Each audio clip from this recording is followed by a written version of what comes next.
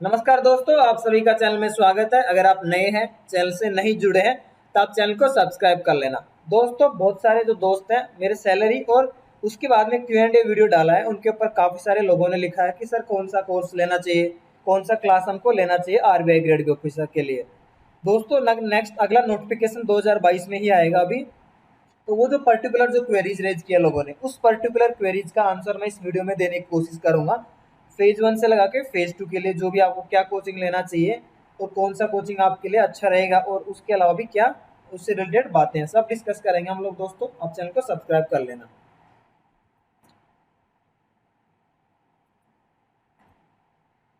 दोस्तों, मैं अपना बैकग्राउंड देना चाहूंगा आप सभी के लिए। दोस्तों, मैंने 2014 से आईआईटी कानपुर से इंजीनियरिंग की है, इलेक्ट्रिकल इंजीनियर। सो बेसिकली एक इंजीनियर होके बैंकिंग सेक्टर में आया हूँ दोस्तों। तो काफ़ी लोगों के साथ में ऐसा ही फिनोमिना रहता है, इंजीनियर्स काफ़ी ज़्यादा आजकल आरबीआई ग्रेड बी ऑफिसर्स बन रहे हैं। उसके अलावा मैंने पब्लिक सेक्टर अंडरटेक में भी जॉब किया 2015 से 20, और उसके बाद में आरबीआई ग्रेड बी ऑफिसर 2019 का एग्जाम क्लियर करके मैंने फरवरी 2021 में आरबीआई ग्रेड बी ज्वाइन किया दोस्तों। हमारा टेलीग्राम चैनल भी है। अगर अगर आप दोस्तों मटेरियल चाहते हैं या कुछ आप पर्टिकुलर इंफॉर्मेशन चाहते हैं, तब टेलीग्राम ग्रुप को भी ज्वाइन कर सकते हैं दोस्तों। अब हम लोग आते हैं मेन चीज पे, कोचिंग। यानी कि आपको कौन सा कोचिंग क्लास लेना चाहिए, काफी सारे लोगों ने पूछा है दोस्तों। 2021 का जो था, 2020 और 21 इनफैक्ट, उसका तो जो है अभी फेज 2 का रिजल्ट आ गया है, तो इंटरव्यू दे रहे हैं लोग। सो बेसिकली उनका तो अभी प्रोसेसिंग जो है काफी मतलब एंड पे ही आ चुकी है, लगभग ज्यादा कुछ बचा नहीं है।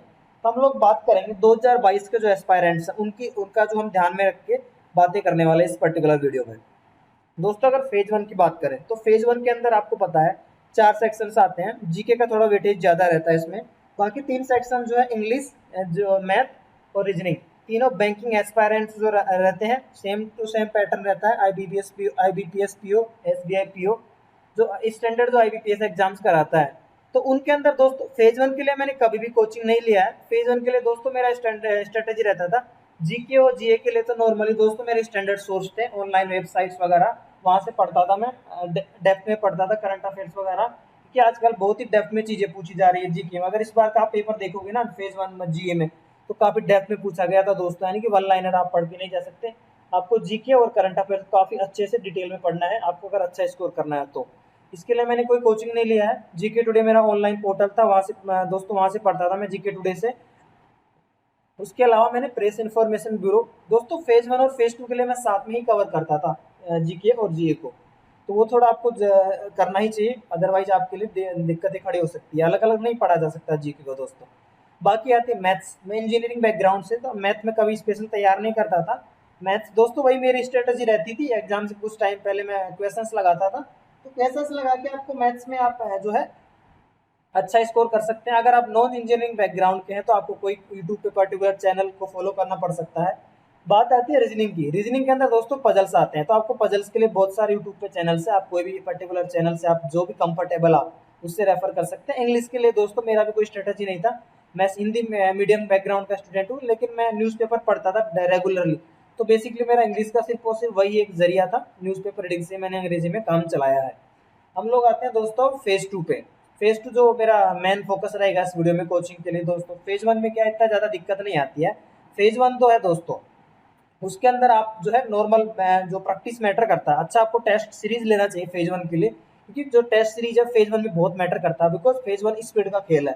स्पीड के लिए आपको प्रैक्टिस और टेस्ट सीरीज चाहिए ही चाहिए। तो आप कोई सा भी टेस्ट सीरीज ले लें, ग्रेड अप का टेस्ट सीरीज बहुत ही अच्छा रहता है, उसमें लेवल अच्छा रहता है, क्योंकि आरबीआई ग्रेड में थोड़ा लेवल अच्छा खासा आता है दोस्तों। और अब आईबीपीएस द्वारा जो एग्जाम्स कंडक्ट कराई जाती है ना, रेगुलरली होती रहती है पीओ की एग्जाम्स, तो आईबीपीएस पीओ, एसबीआई पीओ, इनकी एग्जाम में किस तरीके के सवाल पूछे जा रहे हैं, कैसा पैटर्न रहा प्रीलिम्स मेंस का, आप इनफैक्ट ये एग्जाम भी दे भी सकते हैं जस्ट एक आइडिया लेने के लिए, बिकॉज आईबीपीएस ही एग्जाम करवाता है। एसबीआई की कहो या फिर आईबीपीएस की, आईबीपीएस पीओ की बोलो या फिर आरबीआई की बोलो, तो आप वो एक स्ट्रेटेजी अपना सकते हैं दोस्तों। आप जो है पर्टिकुलर जो पीओ की strategy same to same phase 1 में फॉलो कर सकते हैं, कुछ नया नहीं। अच्छा से टेस्ट सीरीज आप लेके प्रैक्टिस अच्छे से कीजिए। तो अब टेस्ट सीरीज नहीं लेना और प्रैक्टिस नहीं करना आपको खल सकता है एग्जाम के अंदर। अब आते हैं हम लोग फेज 2 पे। फेज 2 के अंदर दोस्तों हम लोग बात करते हैं, अगर हम बात करें, मैं सब्जेक्ट वाइज बात करना चाहूंगा, और पहले मैं अपना बताना चाहता हूँ कि मैंने 2017 से 2019 तक दोस्तों 3 अटेम्प्ट दिए हैं आरबीआई ग्रेड बी एग्जाम में। 2017 के अंदर मेरा फेज 1 फेज 2 क्लियर किया मैंने। इंटरव्यू के अंदर भी मैं इंटरव्यू दिया था, फाइनल सिलेक्शन नहीं रहा था, मैं हो गया नहीं हुआ था दोस्तों मेरा। तो उसके बाद में जो है मेरा दोस्तों 2018 मेरा जो है एडुटेप कोचिंग लिया था मैंने, ताकि मैं जो फाइनेंस एंड मैनेजमेंट का एक सिस्टमेटिक कोर्स पढ़ सकूं। तो उसके लिए मैंने एडुटेप ज्वाइन किया था, और एडुटेप से दोस्तों फाइनेंस एंड मैनेजमेंट काफ़ी अच्छे से दिया हुआ है, काफ़ी अच्छा मटेरियल है। क्योंकि जो इंजीनियर्स होते हैं मोस्टली, जो नॉन फाइनेंशियल बैकग्राउंड स्टूडेंट्स हैं, उनके लिए काफ़ी दिक्कत आती है फाइनेंस एंड मैनेजमेंट में। तो उसलिए आपको उसके लिए पर्टिकुलर आपको काफ़ी हेल्प मिलती है। एडुटेप का कोर्स बहुत ही अच्छा है। जो लोग एडुटेप का कोर्स लेते हैं वो काफ़ी अच्छा स्कोर भी करते हैं फाइनेंस एंड मैनेजमेंट के अंदर।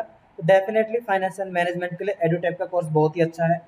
और दोस्तों हम लोग अगर बात करते हैं इकोनॉमिक एंड सोशल इश्यूज के लिए, ईएसआई के लिए दोस्तों एज सच मेरे हिसाब से कोई भी कोचिंग है आपको परफेक्ट नहीं है। आप किसी भी कोचिंग के ऊपर रिलाई नहीं कर सकते। आपको जो है दोस्तों, क्योंकि जो ईएसआई का ट्रेंड देखा गया पेपरों का, करंट अफेयर्स ज्यादा पूछा जा रहा है, स्टैटिक जो चीजें हैं बिल्कुल भी न के बराबर पूछे जा रहे हैं। हर एक चीज में, हर एक सवाल में जो पेपर सेटर है, करंट का जो फ्लेवर देता ही देता है दोस्तों। आप ये इस बार भी देख सकते हैं, इस बार का जो पेपर है ओईसीडी का एक रिपोर्ट आया था, इकोनॉमिक सर्वे जो था उनका। उसके अलावा फॉरेन ट्रेड इन्वेस्टमेंट से रिलेटेड जो है दोस्तों, जो इंटरनेशनल जो इकोनॉमिक इंस्टीट्यूशन है वो कुछ भी न्यूज निकालते रहते हैं। तो उनसे संबंधित चीजें ही वो थोड़ा घुमा फिरा के न्यूज आर्टिकल से ही पिक करके पूछता रहता है, एनालिटिकल टाइप के दोस्तों आपको रहता है।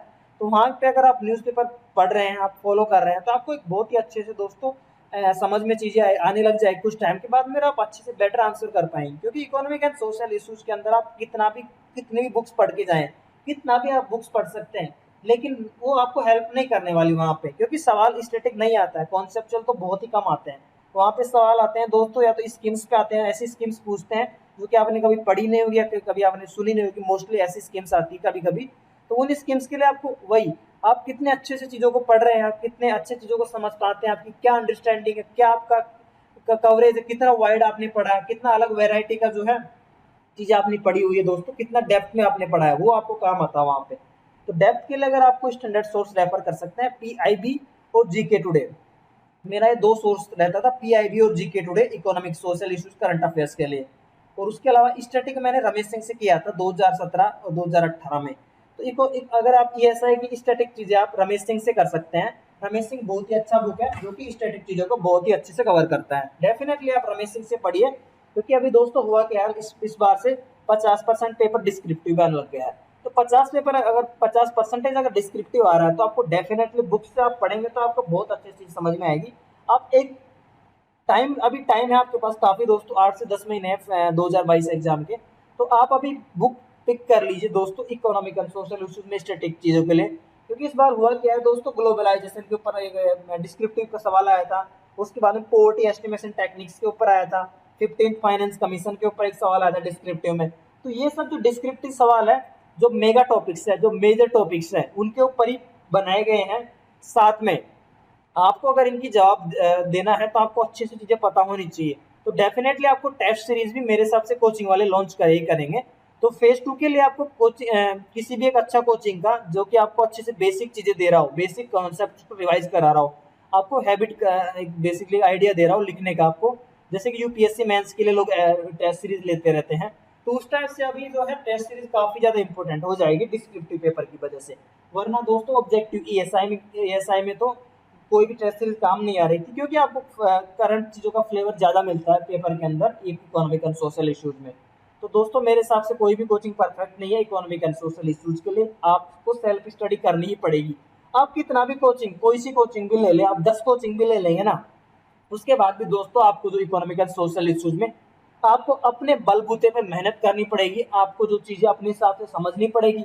क्योंकि अल्टीमेटली वहां पे होता क्या पेपर के अंदर दोस्तों, मैं 3 पेपर देख चुका हूँ, 2017 का, 18 का, 19 का, और मेरे दोस्तों ने शेयर किया 2020 का भी।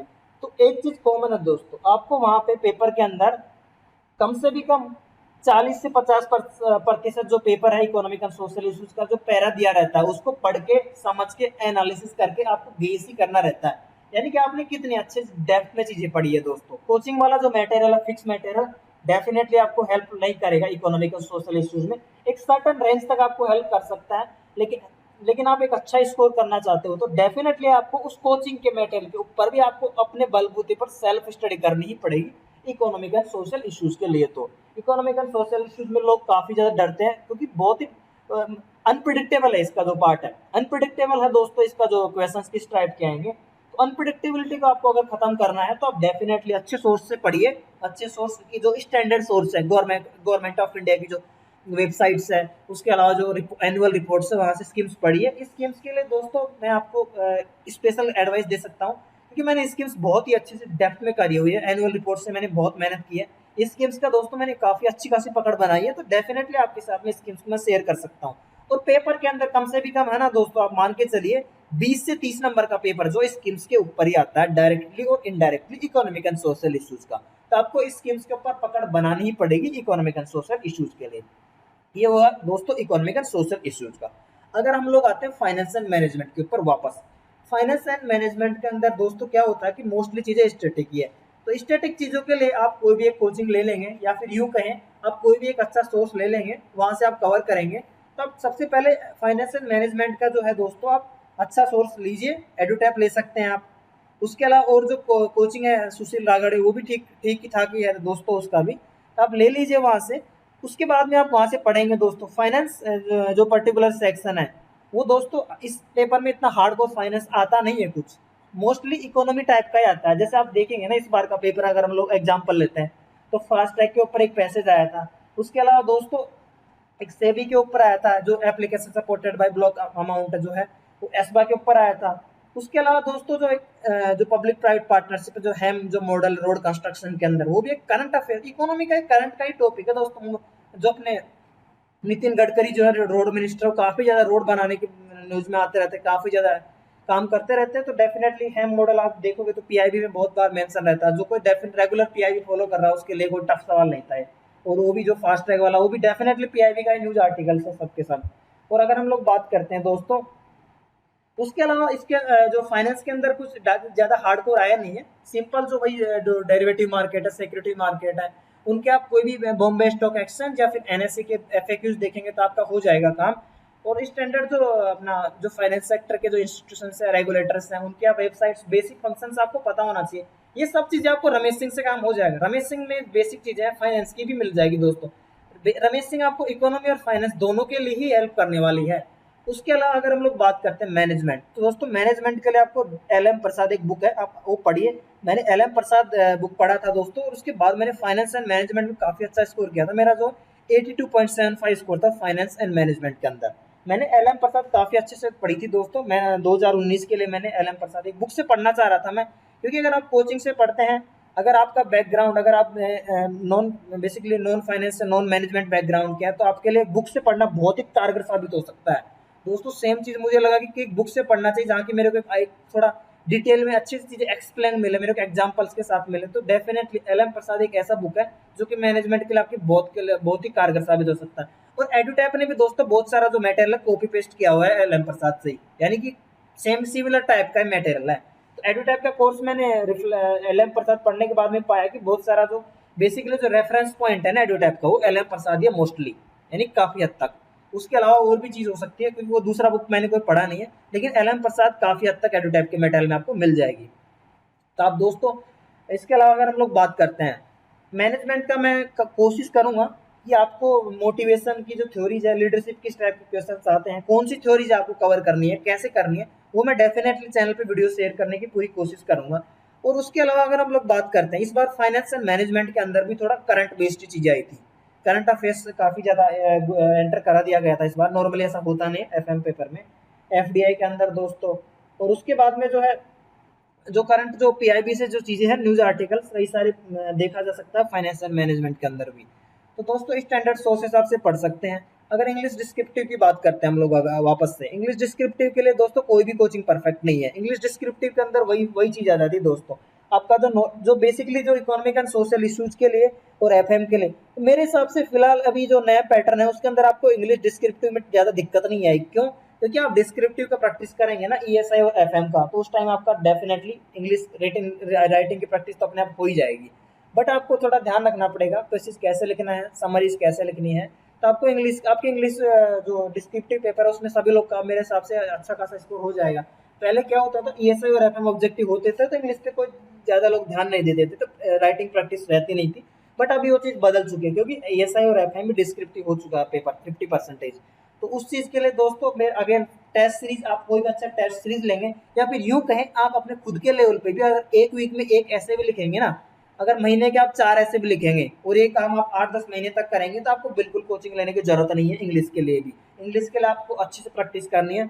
आप अपने लेवल पे प्रेसिज लिखिए, ऐसे लिखिए, टॉपिक्स करंट के ले लीजिए और अभी जो रिसेंटली एग्जाम्स में पूछे गए हैं वो लिख लीजिए। अगर आप ईएसआई के लिए करंट अफेयर्स पढ़ रहे हैं ना, तो आपको ऐसे लिखने में बिल्कुल भी दिक्कत नहीं आने वाली है। आप इंग्लिश को आपको अलग से तैयारी या फिर पढ़ने की ज़रूरत मेरे हिसाब से तो नहीं पढ़ने वाली है। दोस्तों जो कोचिंग के बारे में आपको ये वीडियो मैंने आपके लिए शेयर किया। अगर आपको अभी भी कुछ डाउट है तो आप कमेंट बॉक्स में लिखिए। इसके अलावा दोस्तों मैं अभी जो फ्रेशर्स लोग हैं उनके लिए कैसे स्टार्ट करना चाहिए, पीआईबी कैसे पढ़ना चाहिए और क्या क्या मटेरियल पढ़ना चाहिए, वो सब चीज़ें मैं आगे आने वाले वीडियोस में लेके आता रहूँगा आपके लिए। दोस्तों आप लोग सपोर्ट करिए, क्योंकि हमारे चैनल के सब्सक्राइबर अभी 500 ही हैं दोस्तों, अभी नया चैनल है। आप लोग का सपोर्ट हमें चाहिए।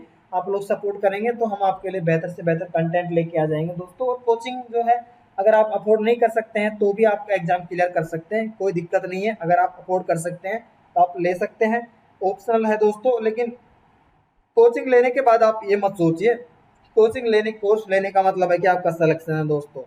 दोस्तों लोग हैं जिम का पैक ले लेते हैं, लेकिन जब तक जिम नहीं जाते, जब तक बॉडी नहीं बनती है, सिमिलरली यहाँ फंडा है। कोचिंग का मटेरियल आप खरीद सकते हैं, लेकिन जब तक आप अपने जो कोचिंग का मटेरियल के ऊपर सेल्फ स्टडी नहीं करेंगे, जब तक आपसे एग्जाम भी क्लियर शायद ही नहीं होगा।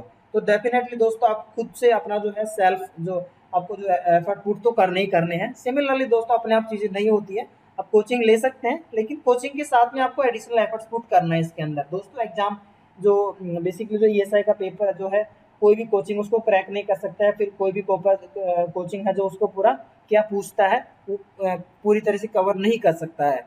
तो दोस्तों इसी चीज़ के साथ मैं वीडियो ख़त्म करना चाहूँगा। थोड़ा लंबा वीडियो हो गया है, लेकिन आप सभी लोग वीडियो को देखिए। अगर आपको डाउट है आप कमेंट बॉक्स में लिखिए दोस्तों। काफ़ी मेहनत के साथ में मैं वीडियो बना रहा हूँ दोस्तों। अभी थोड़ा ज़्यादा काम चल रहा है हमारा, कुछ नया स्कीम में आने वाला आरबीआई का, उस पर्टिकुलर स्कीम पे हम लोग काम कर रहे हैं। तो डेफिनेटली दोस्तों थोड़ा हार्ड हो रहा है, लेकिन डेफिनेटली मैं अपना जो है वीडियोस लाता रहूँगा आप सभी के लिए। वीकेंड पे मैं थोड़ा ज़्यादा वीडियो ले आऊँगा दोस्तों।